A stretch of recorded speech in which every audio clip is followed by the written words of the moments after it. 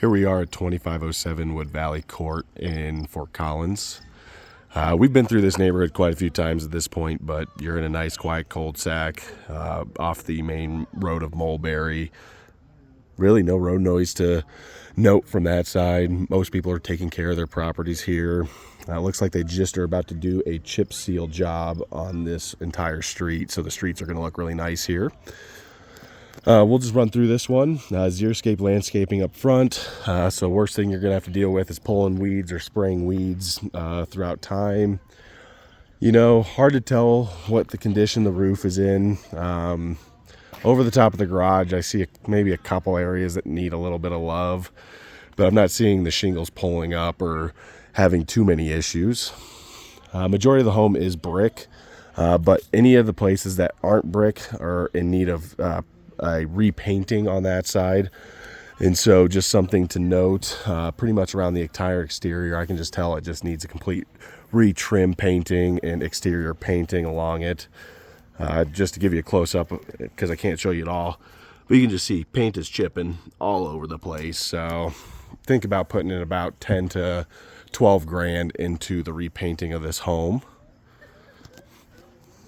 But driveway looks like it's in good shape. No major cracking on the driveway. No major cracking on the sidewalk going up. Gutters could be have downspouts that come out further away from the home. And then there is just some damage around some of the trim and fascia that would just need to be repaired from rotten wood over time. So you can probably see it, but let's see if my finger gets out of there. There we go. So just some rotten wood up in the trim board areas. A lot of the individuals here don't mow their front yards or backyards, it doesn't look like. So definitely a high rental area, so just something to note as well. Windows are all in good condition from what I was able to see. And then your AC unit is on this far side. It's a Carrier unit, and I would say it's in newer condition. It's just kind of hard to get to with all the trees and branches right now. We'll pop inside. So this is that bi-level style. Front door could also use a repainting at some point. But interior-wise, they've done a good job taking care of the interior and making it nice. So you do have the access to the downstairs and then to the upstairs. So we'll head upstairs first. So right off the front stairs, you obviously have your first living room area. Good size in here. These are smaller couches, but they're about 8 foot across in total, both of these couches in here. No ceiling lights, popcorn ceiling, so that could be a place to do some upgrading there. Like I said, windows are actually in good condition. I'm not sure of the age of the windows, so something an inspector would definitely show on that side, but just wanted to give you guys notice of that. Overall painting though, really good shape in here. Exterior is where you're gonna have to put your money into. Fresh brand new carpet throughout the home as well, so the house smells really inviting. It smells good. Some of the trim work around the doors could use a little bit of love. They've been painted quite a bit at this point, so there's paint drips, scuffs, different paint chips and colors.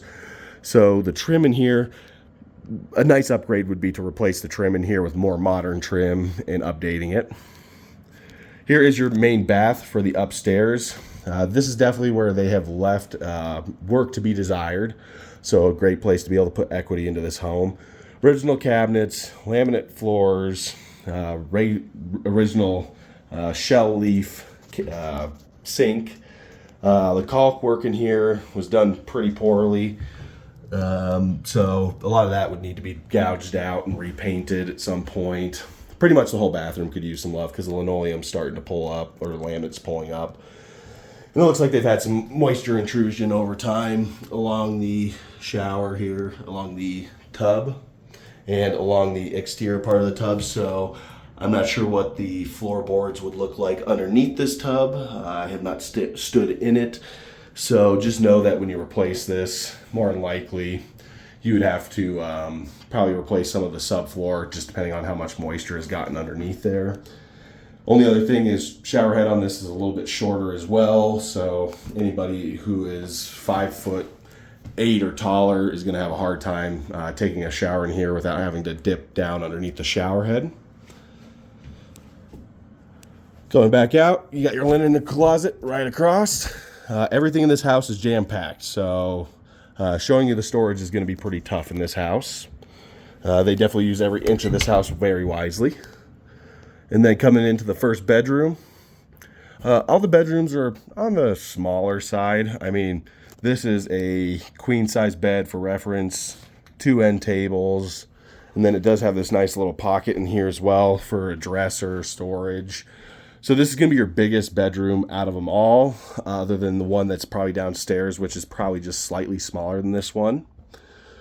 They started scraping some of the popcorn ceilings in here and stopped for some reason or another, or they had to do a repair there where you can see it up in that area. So not sure what's going on there, but kind of looks a little chintzy, but a place to put some work into. You do have a walk-in closet, but it does not have has the pull string light, which I forgot to turn on. So decent, big, deep closet. It is, I'd say, almost 8.5 foot long by about 4 foot wide. This would be considered, I think, the primary bedroom, unless you use the bedroom downstairs as the primary. This does face the back of the house, which faces south. But everything else other than trim work in here is in pretty decent shape. And then you also do have attic access as well from this bedroom. And then you do have an older ceiling fan, which would be a good thing to replace at some point. Going over to the second bedroom, this is their kids' bedroom. So this is probably one of the smaller bedrooms, would be a good spot for an office space like that. It does have its own closet. It's about 6 foot long, 2.5 foot deep. This part of the house faces towards the front of the house, which is towards the north. And like I said, you could fit a twin-size bed in here and make this into a bedroom for a rental size, but I personally would go with the idea of making this into an office space or something like that for a study room. We'll go check out the kitchen area in the backyard, and then we'll go downstairs after that. So they went in and redid the hardwood flooring in here. They did kind of a burnt oak flooring to kind of upgrade this. It looks nice. It's sturdy. Nothing major to note other than the fact that some people might not like the look of it because it does make it feel a little bit older in here. Cabinets are original. Countertops look like they're pretty original as well. They're just laminate. This would definitely be the area where you build equity into the house, putting all new appliances in here. Looks like the dishwasher's a little newer. The oven range is a little bit newer as well. Fridge is definitely a fridge I probably wouldn't keep with the house, and I'd probably have that as them to take out and just replace it with a new one. It's on the smaller side and it's pretty beat up. But you do have this awesome dining room area, so it could fit a really big table in here. Compared to every other bi-level we've looked at, this is a very unique layout for this bi-level, and I actually really like this house for the way they use the square footage here. You also have your pantry as well, just across from the kitchen. Decent sized pantry. Dining room faces towards the back of the house, so you have that privacy. So you have one window that faces towards the west, which probably doesn't give you the best view. And then you have a window that faces towards the south, and then you have a window that faces towards the east. Everything in here is really well done. Clean. Floorboards or floor trim needs a little bit of love, just like every trim around the doors need love. But other than that, kitchen and dining room area is a pretty nice setup, and you could make this into a pretty nice gourmet kitchen and dining room area equity-wise and make it really nice for yourselves. Same issue, exterior just has not been taken care of in the same fashion, so trim work is in need of some love. The whole exterior part of the house needs repainting. Deck needs restaining.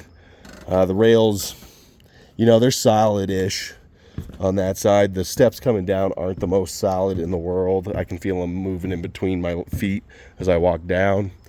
Good sized backyard. You got a probably close to a 6 foot privacy fence on your east side. You have a cut off old 6 foot privacy fence that's towards the back, but that's probably now closer to 4 foot. And then on your west side, that was south side, I apologize, with the smaller fence. And then on the west side, you have a 6 foot privacy fence as well. Exterior is, I gotta stop saying it, but exterior is in pretty rough condition. That's where it looks like a good chunk of the money could go into right off the bat to solidify the structure of this home. It's just been not well taken care of over the years and really needs some love on the exterior of this home. No irrigation in the backyard. You do have a good access fence to the backyard from the side yard. No way to really pull an RV in or do anything like that. They have some older garden beds here. Does not look like they put any irrigation in there as well. And then they do have a small fire pit that they built with a stack of wood from some of the trees from the backyard.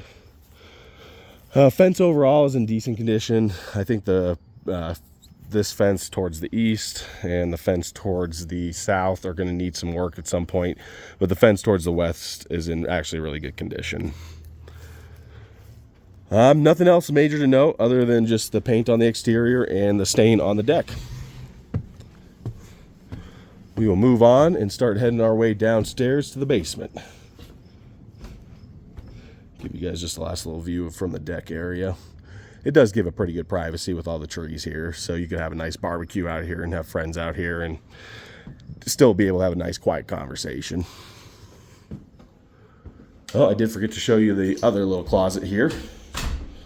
So you do have this other last closet in the dining room area, which is also used as a pantry.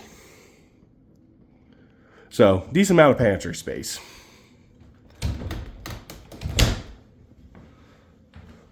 Kitchen, good place to put updates, but it's got the square footage to do it.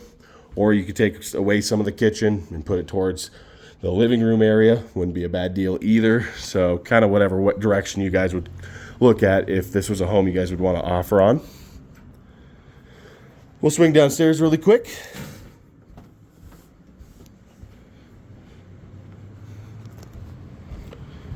Right off to the left of the front door coming down is going to be your first bedroom. This is going to be on the smaller side, but you could fit a queen bed in here. Probably smaller nightstands. They did clean off the ceiling from the popcorn ceiling. It wasn't a professionally done job because you can see the waves in it just from the trowel hitting different parts when they wetted it. So just small things that could be professionally taken care of at some point would make a big difference. This bedroom faces towards the front of the house, which is to the north.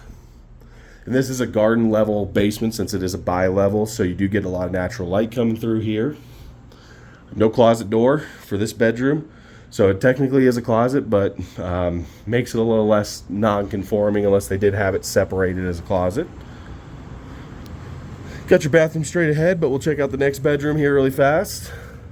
Like I said, throughout the entire house, the trim work is what needs work on it. The painting at some point could use some work down here, where there's just been some small little flaws and areas where dings have happened. But the trim work is where most of the work needs to be done in terms of painting. Down in the basement, very cool down here. Upstairs, very warm. So there is a pretty big difference between temperature between top and bottom of this. And that typically happens with homes where the basement stays about 5 to 6 degrees cooler than the upstairs. And you can find ways to alter that if you turn off your, or you close all your vents downstairs and have the air go up. Furnace, it's a pain. It is older. Water heater definitely is older as well. It's got a little noise coming out of it. I don't see anything that shows any type of work that's been done, but they do have furnace filters down here, so at least they're changing out furnace filters and keeping that good. And then here is your other bathroom for downstairs. Very original. Tile flooring, kind of a brown tile flooring. Original sink and cabinetry that's in really rough shape, so that would be something you'd want to tear out at some point. This bathroom is underneath the deck on the house, so it's very dark in here. But smell-wise, it's not moldy or anything like that. You can see a little bit of staining on the wall. The video is probably not going to show it at all. But there's a little bit of staining from moisture sitting on the wall in here because it is a tighter bathroom. But you could definitely change this up and upgrade it a little bit with new tiling, new flooring, new vanity, corner vanity, and doing some of those things. But this bathroom definitely is a lot tighter, and the door in here is a little bit tighter to where I kind of have to shimmy through a little bit just to fit through to get to the bathroom. Swinging back around, you got your closet underneath the stairs, jam-packed, so not going to be able to see much there, but just want to show you. Coming into the second living room for the downstairs, this is the big TV room for them where they got their big nice sectional, monster sectional, so it can kind of show you how much space is actually down here once that couch gets out. You know, there's plenty of space to hook up a TV onto the wall over here or up into the corner over here.